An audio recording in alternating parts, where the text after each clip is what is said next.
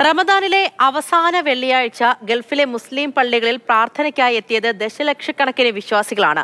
യാത്രയയപ്പിന്റെ ദിവസമായാണ് റമദാനിലെ അവസാന വെള്ളിയാഴ്ചയെ കാണുന്നത്. 1000 മാസങ്ങളേക്കാൾ പുണ്യമുള്ള ദിവസമായ ലൈലത്തുൽ ഖദറിന് വേണ്ടിയുള്ള കാത്തിരിപ്പിലാണ് വിശ്വാസികൾ. വിശ്വാസികൾ ഏറ്റവും കൂടുതൽ ആത്മീയത തേടുന്ന ദിവസങ്ങളിലൊന്നാണ് റമദാനിലെ അവസാന വെള്ളിയാഴ്ച. ജുമുഅത്തുൽ വിദാ അഥവാ യാത്രയയപ്പിന്റെ ദിനമാണ് ഈ ദിവസം. ജുമുഅത്തുൽ യതീമ എന്നും വിശേഷിപ്പിക്കാറുണ്ട്. പള്ളിക്കുള്ളിലും തിരുമുറ്റങ്ങളിലും നിറഞ്ഞു കവിഞ്ഞാണ് വിശ്വാസികൾ റമദാനിലെ അവസാന വെള്ളിയാഴ്ചയിലെ പ്രാർത്ഥനകളിൽ പങ്കാളികളായത്.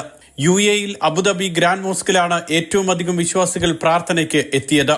Dubai, Sharjah, Ajman, Fujairah, Ras al Khaimah തുടങ്ങി എല്ലായിടങ്ങളിലും ലക്ഷക്കണക്കിന് വിശ്വാസികൾ വെള്ളിയാഴ്ച പ്രാർത്ഥനകളിൽ പങ്കാളികളായി.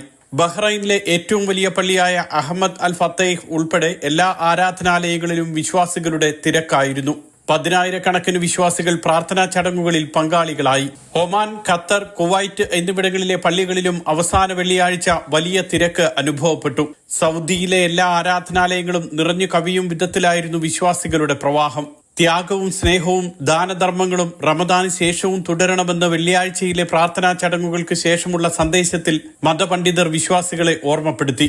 മുൻകാല പാപങ്ങളും പിൻകാല പാപങ്ങളും പൊറുക്കപ്പെടുന്ന മലക്കുകൾ ഭൂമിയിലെത്തുന്ന വിശുദ്ധ രാത്രിയായ ലൈലത്തുൽ ഖദറിനായി പ്രാർത്ഥനാപൂർവം കാത്തിരിക്കുകയാണ് വിശ്വാസികൾ.